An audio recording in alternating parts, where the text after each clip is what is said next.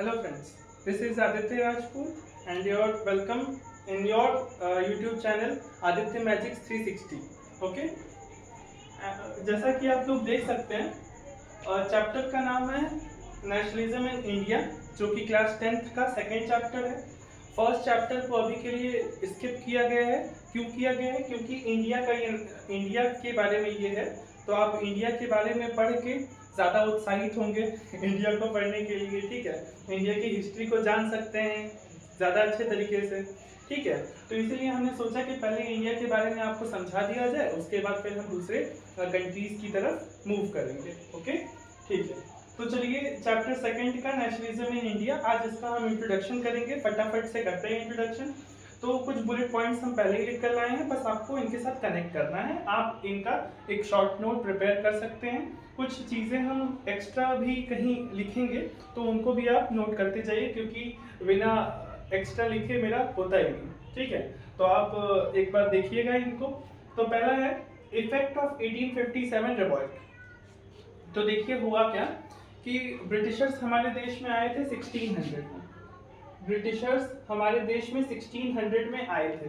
ठीक है, ब्रिटिशर्स हमारे देश में 1600 में आ गए थे। फिर इनको सब चीज़ें इस्टेब्लिश करने में, इंडिया में अपने हुकूमत को बनाने में, अपने वर्चस्व को बनाने में लगभग 150 साल का समय लगता है।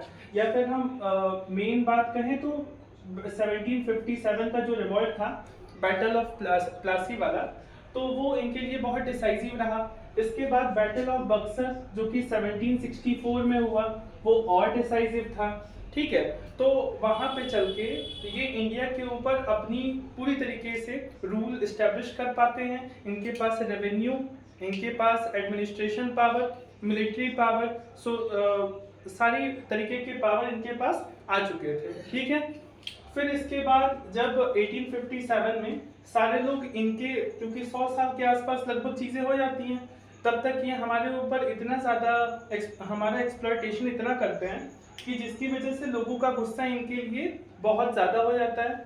और लगभग 100 ईयर्स के बाद 1857 में लोगों के उस गुस्से का अब कोई लिमिट नहीं रहता। अब वो अपने गुस्से को पूरी तरीके से दिखाना चाहते हैं। तो उनमें कई सारे ऐसे महावीर लोग रहते हैं, जैसे तात्या टोपे, नाना साहेब, रानी लक्ष्मीबाई। तो ऐसे कई लोग अलग अलग जगहों से निकलकर ये रिवॉल्ट करते हैं। इस रिवॉल्ट को कई सारे लोग रिवॉल्ट भी कहते हैं। रिवॉल्ट का मतलब होता है विद्रोह। ठीक है, तो अंग्रेजों के खिलाफ हमारे देश के कई सारे जितने भी क्रांतिकारी लोग थे, तो वो सारे लोग उनके अगेंस्ट में रिवॉल्ट करते हैं। बट अपने ही देश के लोग जो ब्रिटिशर्स के चापलूस थे या फिर उनको फ्लैटरिंग करते थे, तो वो सारे लोग इसी रिवॉल्ट को दूसरा नाम देते हैं। जैसे क्या कहते हैं, वो कहते हैं कि ये रिवॉल्ट नहीं म्यूटिनी है। रिवॉल्ट नहीं म्यूटिनी। तो म्यूटिनी का मतलब क्या होता है? म्यूटिनी का मतलब वो ये कहते हैं कि ये लोग आपस में ही लड़ झगड़ रहे थे। इनका अंग्रेजों को भगाने का कोई उद्देश्य नहीं था, एम नहीं था। तो ये ऐसा कई सारे लोग कहते हैं, लेकिन अंग्रेज डर चुके थे। इस समय जो वाइसरॉय था, गवर्नर जनरल ऑफ इंडिया था, उसका नाम था लॉर्ड डलहौजी। ठीक है, लॉर्ड डलहौजी ने 1848 से लेकर 1856 तक के समय तक ये यहाँ पे गवर्नर जनरल ऑफ इंडिया का पोस्ट संभाले रखा। और उसी के समय में ये रिवॉल्ट स्टार्ट भी हो गया था, वो बीच रास्ते में छोड़ के भाग गया। ठीक है, फिर उसके बाद अब यहाँ पे आपको एक बात समझनी पड़ेगी कि यहाँ पे जो कंपनी का रूल था वो खत्म हो चुका है 1858 में। इसी वजह से, इस रिवॉल्ट की वजह से कंपनी का रूल को खत्म कर दिया गया है। अब डायरेक्टली इंडिया के ऊपर कौन रूल कर रहा है बताइए? ब्रिटिशर्स रूल कर रहा है। ठीक है, अब डायरेक्टली कौन रूल कर रहा है हमारे देश के ऊपर 1858 के बाद? तो वो ब्रिटिशर्स रूल कर रहे हैं। और इसीलिए अब इंडिया के ऊपर जो गवर्नमेंट है उसके लिए एक नई पोस्ट लाई गई। उस पोस्ट का नाम है वाइसरॉय। क्या नाम है उसका? वाइसरॉय। ध्यान रखिएगा, 1858 में एक नया चार्टर बनाया गया। तो उस चार्टर में ये बताया गया कि आज से इंडिया के ऊपर कोई रूल करेगा, कोई गवर्नमेंट होगा, तो उनका नाम होगा वाइसरॉय। ठीक है भाई, आइए नेक्स्ट पॉइंट है establishment of INC. Establishment of INC. अब देखिए, आईएनसी को हम इस तरीके से समझ सकते हैं कि एक सेफ्टी वाल्व की तरह काम करता था। सेफ्टी वाल्व क्या होता है? आईएनसी एक तरीके से सेफ्टी वाल्व की तरह काम करता है। थोड़ा समझ लेते हैं सेफ्टी वाल्व क्या होता है। सेफ्टी वाल्व आपने प्रेशर कुकर में देखा होगा, प्रेशर कुकर, ठीक है। सेफ्टी वाल्व क्या होता है? एक तरीके से प्रेशर कुकर आप देखे होंगे। हालांकि मेरी ड्राइंग इतनी अच्छी नहीं है, फिर भी हम आपके लिए बना रहे हैं, ठीक है। तो ऐसे कुछ करके ये मान लीजिए प्रेशर कुकर है, और प्रेशर कुकर में ये सीटी लगी होती है, और यहाँ पे एक छोटा सा वो होल होता है, और उसमें एक रबर लगा होता है, तो उसको हम सेफ्टी वाल्व कहते हैं, ठीक है। सेफ्टी वाल्व दिया क्यों जाता है कि अगर कुकर में काफी ज्यादा गैस भर जाए, तो ये अगर सीटी ऊपर की तरफ नहीं जा रही है, सीटी नहीं निकल पा रही है, गैस को नहीं निकाल पा रहा है, तो सेफ्टी वाल्व वहां से निकल जाएगा, और जितनी भी गैस अंदर भर रही है वो धीरे धीरे उससे बाहर निकल जाएंगी, ठीक है। तो इससे कुकर के फटने का डर नहीं होता, तो इसलिए सेफ्टी वाल्व का यही काम था उस समय। तो आप यहाँ पे समझिए इस्टेब्लिशमेंट ऑफ आईएनसी क्यों हुआ, इंडियन नेशनल कांग्रेस को स्टैब्लिश करने के पीछे क्या रीजन रहा होगा। तो रीजन बड़ा सिंपल सा था, क्योंकि ब्रिटिशर्स डरे हुए थे कि कहीं ये जो भारतीय हैं ये हमें मार के भगा न दे, कहीं हमारा रूल इतने पे ही खत्म ना हो जाए, कहीं हम इतना ही इनको एक्सप्लॉइट ना करें, इससे ज़्यादा हम एक्सप्लॉइट करना चाहते हैं उनको।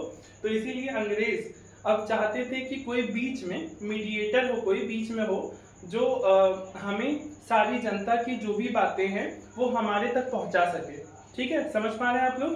तो जनता की जितनी भी कूटनीति, रणनीति, जो कुछ भी है, तो वो सारी प्लान हमें पहुंचा सके, हमें बता सके। तो इसीलिए अंग्रेज चाहते थे कि हम लोग एक ऐसा इंस्टीट्यूशन इस्टेब्लिश करें, ऑर्गेनाइजेशन इस्टेब्लिश करें, जिससे कि हमें उन लोगों के प्लान के बारे में पता चलता रहे, हम पहले से ही प्रिपेयर रहें, ताकि हमारा पिछली बार की तरह उतना नुकसान ना हो जैसा 1857 में हुआ था। समझ आ रहा है सबको?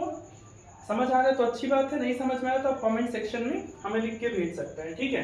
तो 1885 में एओ ह्यूम, जिनका पूरा नाम एलन इनका पूरा नाम है, यहाँ लिख देते हैं। एओ ह्यूम का पूरा नाम है बच्चा, एओ ह्यूम, इनका पूरा नाम है एलन ऑक्टेवियन ह्यूम, ठीक है। ये सारी चीजें हम आपको इसलिए बता रहे हैं, ये कहीं दिया नहीं गया, ये आपके सिलेबस का पार्ट भी नहीं है, बस इसलिए बताया जा रहा है ताकि आपका इस चैप्टर को पढ़ने के पीछे जो इंटरेस्ट है वो और बढ़े, ठीक है। ये चैप्टर बहुत अच्छा है, आसान भी है थोड़ा, ठीक है। तो आप अच्छा लगेगा इन सब चीजों को पढ़ के करेंगे तो। नेक्स्ट है, अगर अब देखो इंडियन नेशनल कांग्रेस एस्टैब्लिश हो चुका है, तो इधर अंग्रेज सोच रहे हैं कि ये उनके लिए एस्टैब्लिश हुआ है, ठीक है, ताकि ये सारे लोगों का प्लान जो होगा वो हम तक पहुंचा देगा। अब इंडियन क्या सोच रहे हैं, इंडियन दूसरा पक्ष भी हम देखें। इंडियन यहाँ 1857 के अंदर क्या इंडियन का नुकसान नहीं हुआ था? हुआ था ना, भारतीयों का भी नुकसान हुआ था ना। तो वो लोग चाहते थे कि बार बार ऐसे हम जीते भी नहीं, हमारे लोग भी, कई सारे लोग मारे गए, तो इससे बढ़िया है कि हम अंग्रेजों को बहलाएं फुसलाएं, ठीक है, उनको उनके सामने दलीलें रखें, उनसे आग्रह करें, उनको उनकी फ्लैटरिंग करें, ठीक है। तो इसलिए इस्टेब्लिशमेंट ऑफ आईएनसी भारतीयों के लिए भी जरूरी था। समझ आया? बहुत बढ़िया। तो 1885 से लेकर ध्यान से समझिएगा, 1885 से लेकर 1905 तक का एक समय रहा। 1885 से लेकर 1905 तक का एक फेज रहा, जिसको हम फर्स्ट फेज कहते हैं, इसको हम मॉडरेट फेज भी बोलते हैं। फर्स्ट फेज या मॉडरेट फेज, ऐसा क्यों कहते हैं? पहला पक्ष या फिर मॉडरेट पक्ष क्यों कहते हैं? मॉडरेट का मतलब होता है नरम दल, ठीक है। तो 1885 से लेके 1905 तक का जो समय था वो नरम दल का समय कहा गया। क्यों कहा गया? क्योंकि ये लोग विश्वास रखते थे कि हम लोग दलीलें करेंगे, हम लोग अपनी बातों को रखेंगे लोगों के सामने, ठीक है। तो बार बार ब्रिटिशर्स को हम समझाएंगे। तो ये जो मॉडरेट लोग थे, इन लोग की यही कहानी थी कि ये लोग इसी तरीके से समझाना चाहते थे ब्रिटिशर्स को। समझ आया? बहुत बढ़िया। अब देखिए, तो 20 साल ऐसे ही गुजर गए, इनमें कई सारे ऐसे लोग आते हैं इनका। अच्छा, ये एक बात इंपॉर्टेंट है, इंडियन नेशनल कांग्रेस का हर साल नवंबर और दिसंबर में एक सेशन हुआ करता था इंडिया के अलग अलग सिटीज में, अलग अलग स्टेट्स में, ठीक है, ताकि लोगों को जागरूक किया जा सके, लोगों को बताया जा सके कि ब्रिटिशर्स हमसे क्या चाहते हैं।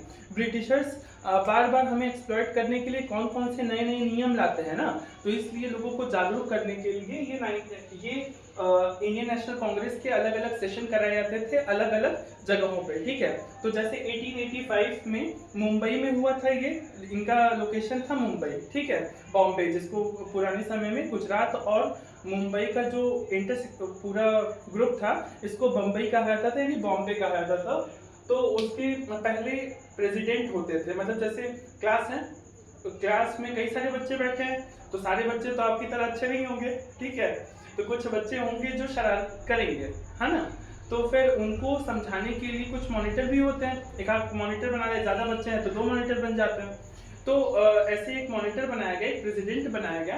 वो प्रेसिडेंट प्रिसाइड करते थे पूरी मीटिंग को। ठीक है, पूरी मीटिंग को प्रिसाइड करते थे। तो हमको लगता है कि आईएनसी के बारे में आपको समझ आया होगा। नेक्स्ट बुलेट पॉइंट को समझते हैं, पार्टीशन ऑफ बंगाल।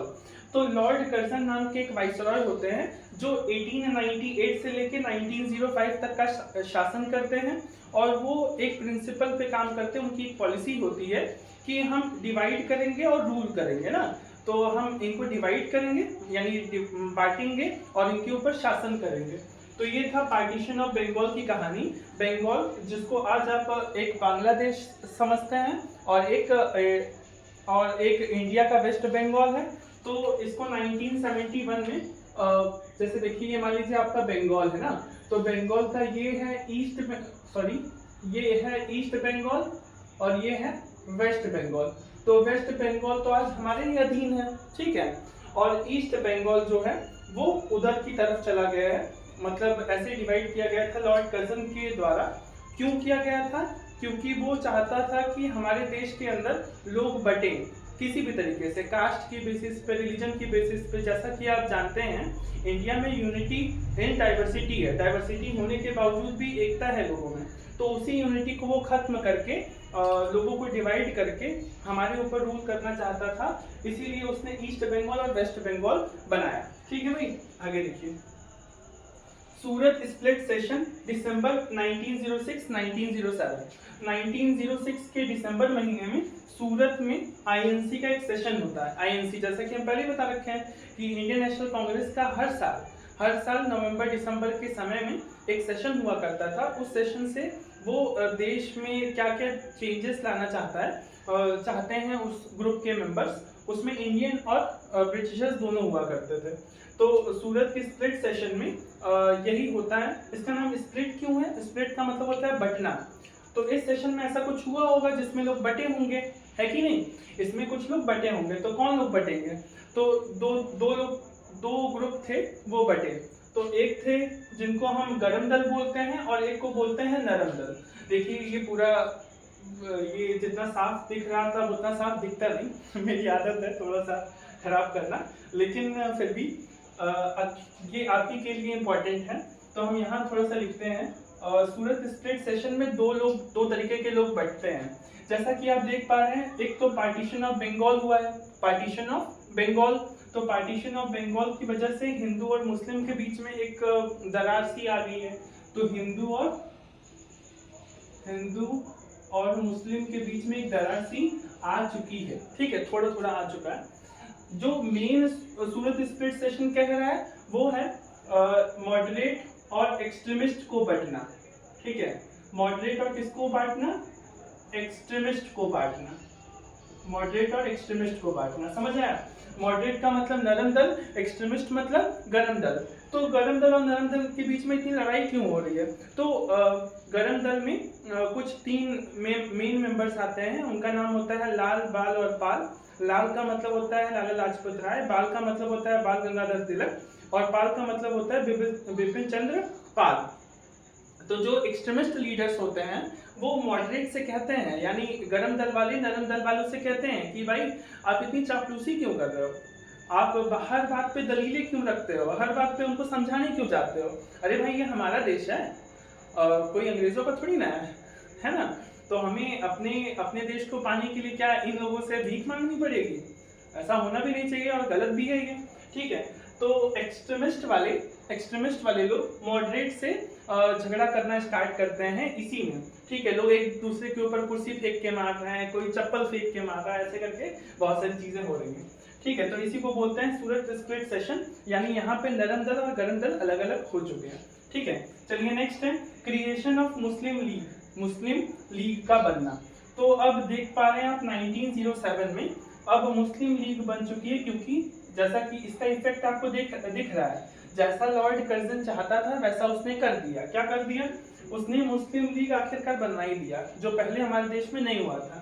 1857 में यही अच्छी बात थी हमारे देश की कि उस समय हिंदू और मुस्लिम बटे बटे नहीं थे, उनके बीच में यूनिटी थी। लेकिन जब से लॉर्ड कर्जन जो डिवाइड और रूल की पॉलिसी लाया, उसके बाद हिंदू और मुस्लिम हमारे देश में बहुत हो गया। ठीक है, तो क्रिएशन ऑफ मुस्लिम लीग हुआ, मुस्लिमों के लिए एक नई वो परिषद बनाई गई, एक लीग बनाई गई। ठीक है, काउंसिल बनाई गई। तो उसमें अब मोहम्मद अली जिन्ना जैसे महान महान लीडर्स होते हैं इसके अंदर। ठीक है, अब नेक्स्ट होता है 1909 में एक मॉडलेमेंटो रिफॉर्म्स होता है। तो अब अंग्रेजों ने क्या किया? अंग्रेजों ने सबसे पहली बार सेपरेट इलेक्टोरेट की बात की। किसकी बात की? सेपरेट इलेक्टोरेट की बात। सेपरेट इलेक्टोरेट क्या मतलब है इसका? सेपरेट इलेक्टोरेट का मतलब है कि अब हम हर कास्ट के लोग, सॉरी हर कास्ट नहीं, हर जो अलग अलग तरीके के रिलीजन के लोग हैं, जो माइनॉरिटी बेस्ड लोग हैं, माइनॉरिटी मतलब अल्पसंख्यक, जिनकी संख्या कम है, उनको हम स्पेशल ट्रीटमेंट देंगे। अच्छा आप बताइए, आप पूरी क्लास के लोग हैं, ठीक है, आप अपनी इमेजिन करिए कि पूरी क्लास के लोग हैं। ठीक है, पूरी क्लास में लोग हैं, आपके बहुत सारे फ्रेंड हैं, अलग अलग बैकग्राउंड से वो लोग आते हैं, अलग अलग कास्ट रिलीजन से आते हैं। बांटना है किसी को तो सबसे सिंपल है कि हमें याद दिला देना पड़ेगा कि तुम गरीब हो, तुम अमीर हो, ठीक है, तुम्हारे पास इतने पैसे हैं, उतने पैसे हैं, तो ऐसे करके हम बांट सकते हैं बहुत आसानी से। ठीक है, तो ये लोग भी यही किए कि सेपरेट इलेक्टोरेट की बात की है। तो सेपरेट इलेक्टोरेट का मतलब क्या हो गया कि हम जो मेजॉरिटी लोग हैं उनसे ज़्यादा माइनॉरिटी के ऊपर हम ध्यान देंगे। ठीक है, तो अब समझिएगा कि अगर माइनॉरिटी के ऊपर ज़्यादा ध्यान दिया जाएगा तो उससे जो मेजॉरिटी वाले लोग हैं, क्या उनको कोई फर्क नहीं पड़ेगा? थोड़ी सी चिढ़ तो होगी ही ना। जैसे मान लीजिए आपके घर में आप बड़े हैं और आपका छोटा भाई है, ठीक है, तो अंकल जी आए, कोई मेहमान आया और वो छोटे वाले भाई को 2 चॉकलेट दे दिया। ठीक है, तो आपको एक ही चॉकलेट दिया, तो आपके मन में थोड़ा सा आएगा ना कि हम तो छीन के खाएंगे। नहीं नहीं, हम तो छीन के खाएंगे ही, आधा ही खाएं लेकिन खाएंगे जरूर। ठीक है, तो वही हाल यहाँ पे भी है। मॉडलेमेंटो रिफॉर्म में भी सेपरेट इलेक्टोरेट की मांग की गई, जैसा कि लॉर्ड कर्जन चाहता था वही हो गया। तो अब होता है री अराइवल ऑफ महात्मा गांधी 9 जनवरी 1915। री अराइवल लिखे हैं, ध्यान से देखिएगा, री अराइवल है। कई बार लोग कहते हैं कि महात्मा गांधी सिर्फ 1993 में जब वो इंडिया से साउथ अफ्रीका गए लॉ की पढ़ाई करने के लिए, फिर सॉरी अफ्रीका नहीं, इंग्लैंड गए थे पढ़ाई करने, उसके बाद अफ्रीका गए थे प्रैक्टिस करने। ठीक है, तो फिर अफ्रीका ही रह गए। तो री अराइवल ऑफ महात्मा गांधी, लोग कहते हैं कि 1994 के बाद वो कभी आए नहीं, तो वो आए थे